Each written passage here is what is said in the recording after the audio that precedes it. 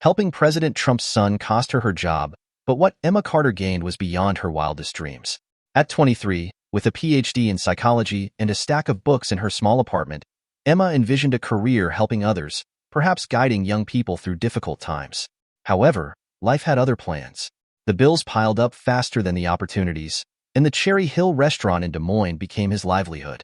It wasn't glamorous, but it paid enough to keep the lights on and the fridge full. Her days were a blur of clanking dishes, coffee refills, and tired smiles. Emma made a name for herself among the regulars, like Mr. Henderson, who always asked for extra bacon, or the young couple who shared a barbecue every Friday night. The restaurant had its charm, but Emma couldn't shake the feeling that she was just waiting for something to change. One afternoon, the restaurant's routine was interrupted. A black SUV pulled up outside, and two men in dark suits got out, escorting a tall, disheveled teenager. As they entered, the hubbub in the restaurant stopped. Backs turned and whispers began. Emma glanced at the trio, recognizing the young man from the news, but she remained calm. The boy, Barron Trump, looked uncomfortable under the weight of the stairs. His arms were crossed, and his hands were pulling at the zipper of his jacket. The men beside him looked around, as if looking for threats. Emma felt the boy's discomfort and decided to act. "Hello," he said softly, with his usual humility. "What can I do for you today?" Barron looked up, his expression wary but grateful for the neutrality. He ordered just a soda, and Emma took the order without hesitation, disappearing into the kitchen. She wasn't a fan, and she didn't treat him any differently than the other customers. However, the reaction in the room was immediate. Phones were raised, taking pictures and recording. Emma returned with the drink, placing it gently in front of him. "Let me know if you need anything else," he said, offering a small smile. The men beside Barron exchanged glances, gesturing for him to move to a more private place. Emma noticed Barron's hesitation and intervened. "That corner is the quietest we have," he said, pointing to the opposite side of the room. "I can guarantee that no one will bother you."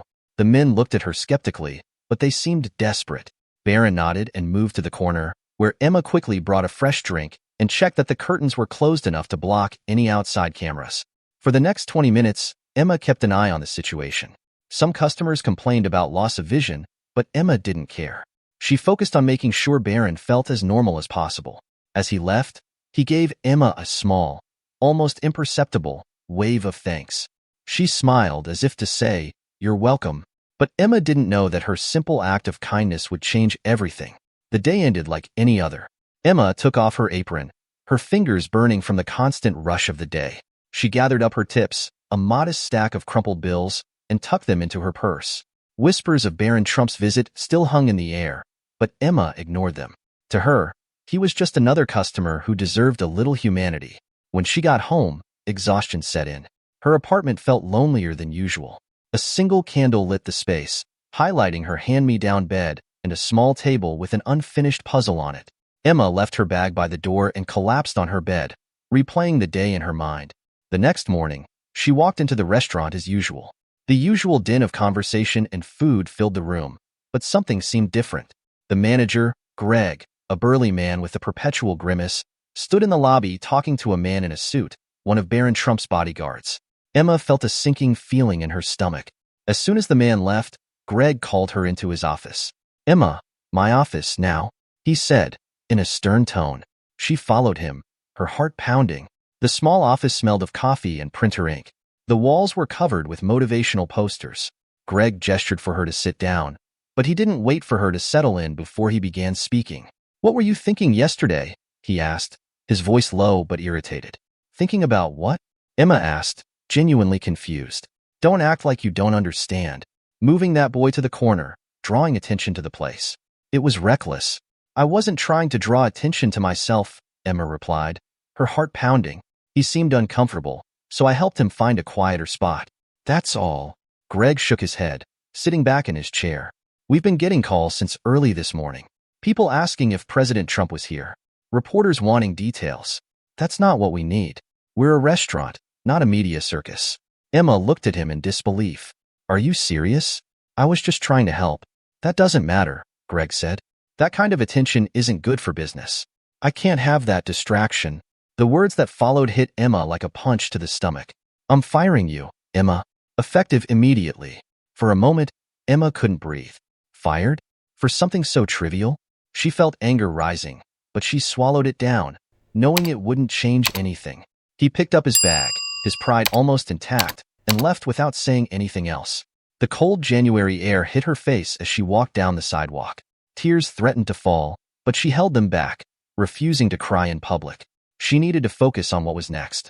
Finding another job, figuring out how to pay the rent, and keeping her head up. But as she walked home, a sense of injustice weighed heavily on her heart. She didn't know that the universe had other plans in motion, ready to reveal themselves in ways she couldn't yet imagine. Emma spent the rest of the day in a daze, the weight of losing her job pressing down on her like a storm cloud. She sat on the couch, scrolling through job listings on her old computer, her fingers shaking with frustration. Each job seemed to require more experience or qualifications than she had. Anxiety mounted inside her. Rent was due in less than 2 weeks, and her savings wouldn't last long. She replayed the confrontation with Greg in her mind. Had she really done something so wrong? All she had done was show a little kindness. The more she thought about it, the more she felt like she was being punished for doing the right thing. Her anger mixed with despair created a whirlwind in her mind that would not calm down. That night, Emma's phone rang. She half expected it to be Greg, perhaps reconsidering his decision, but it wasn't. It was her best friend, Tara. "Hey, are you okay?"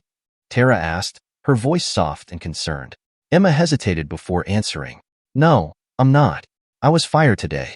"What? Why?" Tara's anger was immediate. Emma explained everything. The meeting with Barron, the whispers in the restaurant, and Greg's reaction. Tara listened in silence, interrupting only with words of disbelief. "That's crazy," Tara said finally. "You didn't do anything wrong, Emma. If anything, you did something good. That kid probably needed someone to treat him like a normal person." Emma sighed. "Yeah, well, good doesn't pay the bills." There was a moment of silence on the line. Then Tara said something Emma didn't expect.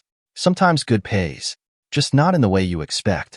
Emma didn't know how to respond, so she thanked Tara and hung up. He appreciated the optimism, but felt distant. Life hadn't thrown him many lifelines lately. As the hours passed, Emma found herself staring at the ceiling, unable to sleep. She couldn't shake the feeling that her life was falling apart. The next morning, she woke to bright daylight streaming through her window, her head pounding from a sleepless night. Another day of uncertainty stretched out ahead of her. That afternoon, as Emma considered selling her computer for some quick cash, her cell phone rang. The number was unfamiliar, too long to be local. She hesitated before answering, her finger hovering over the screen. "Hello?" he said cautiously. "Is this Emma Carter?" asked a calm, professional voice. "Yes. Who is it?" "My name is Helen Marks," the woman said, her tone calm but welcoming. "I'm calling on behalf of someone who was at the restaurant yesterday. They were impressed by your kindness and would like to discuss an opportunity with you." Emma walked away, clutching her phone tightly. "Wait, what?" "We'd like to meet to explain more," Helen continued. "Would you be available tomorrow afternoon?" Emma's mind was spinning. Was this a prank? An elaborate hoax? But Helen's voice held a sincerity that was hard to ignore. I think," Emma stammered. "Where would this meeting be?" Helen gave him an address, an office building downtown, and a time. "See you then," he said before hanging up. Emma sat, eyeing her phone warily. A strange mix of hope and fear filled her. She didn't know what to expect at the meeting, but she did know one thing. This could be her chance to turn things around. But opportunities don't always come without risks. And Emma was about to enter a world she didn't fully understand. The next day, Emma stopped in front of the office building, her nerves on edge. Dressed in the only semi-professional dress she owned, a tight blazer, and shoes that were a little too tight, she felt desperately out of place. The building rose above her, its polished windows reflecting a version of herself she barely recognized. Taking a deep breath, she pulled open the revolving doors and approached the reception desk. "I'm here for a meeting with Helen Marks," he said, his voice firmer than he felt. The receptionist waved and directed her to the 14th floor. Emma's heart pounded with each ding of the elevator as she ascended. When the doors opened, she stepped into an office space where a woman in her 40s, with elegant features and an even more elegant suit, greeted her with a smile. "Emma Carter?" the woman asked, extending her hand. "I'm Helen Marks. It's a pleasure to meet you." "The pleasure is mine," Emma replied, squeezing Helen's hand. Helen led her to a meeting room overlooking the city. They sat at the table, and Helen began to explain. "Emma, the person you helped yesterday is part of an organization that highly values kindness and compassion. We were impressed by your attitude, and would like to offer you a position on our team. Emma blinked in surprise. A position? Doing what? Community project coordinator, Helen explained. Our organization is dedicated to supporting communities through education, mentoring, and kindness-focused programs. We think you'd be a great fit for this role. Emma felt a rush of emotions. It was an incredible opportunity, but also a terrifying one. I don't know what to say, he admitted. Helen smiled. Say yes. We believe you have the heart and determination to make a difference. Think about it, and let me know. Emma left the building with her mind spinning. She called Tara, explaining everything. That's unbelievable, Emma, Tara said, her voice full of enthusiasm. You have to accept it. But what if I'm not good enough? Emma asked, the doubt still present. You'll never know if you don't try, Tara replied. You've already proven you have the heart for it. Let them see that. Emma felt a small wave of calm. Tara was right. She had spent so long waiting for something to happen, and now that the opportunity had arisen, she couldn't let doubt stop her. The next morning, Emma called Helen and accepted the position. Her voice shook as she spoke, but Helen's warm congratulations made her feel like she was making the right decision. The days that followed were a whirlwind. Emma was introduced to the organization's mission and its many initiatives, each focused on supporting communities through education, mentoring, and kindness-focused programs. Her role involved coordinating local outreach projects, ensuring that resources reached those who needed them most. Although the work was challenging, Emma found herself thriving in ways she hadn't anticipated. She connected with people from all walks of life, hearing stories of struggle and resilience that reminded her why she had come to psychology in the first place. For the first time in years, she felt like she was making a real difference. One of her first big projects involved working with a local shelter to create after-school programs for underprivileged children. Emma threw herself into the effort, staying late at the office and meeting with community leaders to make sure every detail was perfect.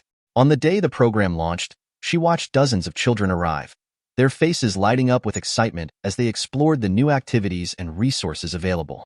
Standing in the corner, Emma felt tears well up in her eyes. This was what she had always wanted, to help others be a part of something bigger than herself. And it had all started with a simple act of kindness at the restaurant. As the months passed, Emma's story began to spread, inspiring others to embrace compassion in their own lives. She received letters and emails from strangers who had heard about her journey, each thanking her for showing that even the smallest acts of humanity could create ripples of change. But Emma's story wasn't just about her own transformation. It was about the lessons she had learned along the way. Kindness isn't about grand gestures or expecting something in return. It's about doing the right thing, even when no one is looking. It's about understanding that the small moments of empathy can have the biggest impacts, often in ways we'll never see. Emma's life changed because she chose to care, and now she's determined to give back every opportunity she's been given. Emma's life became a testament to the idea that small, seemingly insignificant acts of kindness can lead to extraordinary results. Looking back, she often marveled at how a simple moment, a choice to extend kindness to a stranger, had set her on a path she never could have imagined.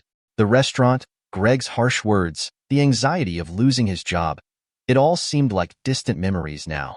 His work with the organization not only gave him a purpose, but also reaffirmed his belief in humanity.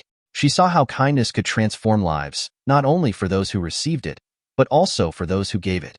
One day, while preparing for a community event, he received a handwritten letter via email. The sender's name made her stop, Barron. Emma opened the email, her hands shaking slightly. The letter was short but moving. Barron thanked her for treating him like a normal person that day at the restaurant, for shielding him from the noise of the world when he needed it most. He wrote about how that moment had left its mark on him, reminding him of the importance of simple decency in a world that was often filled with judgment. She smiled as she read the letter and placed it on the table. It was a reminder of why she did what she did and the power of choosing compassion over indifference. Emma's journey was not without its challenges, but it carried a profound message. No act of kindness goes to waste. Even in moments when the world feels heavy and the rewards aren't immediate, these choices matter. They ripple out in ways we can never see, changing lives, including our own. To everyone watching this story, let Emma's journey serve as a reminder. Kindness can change lives. The next time you see someone struggling, offer a helping hand or a kind word. You never know how far it might go. If this story has inspired you, please subscribe to our channel and share this video to spread the message of compassion. Let's make the world a little brighter, one act of kindness at a time.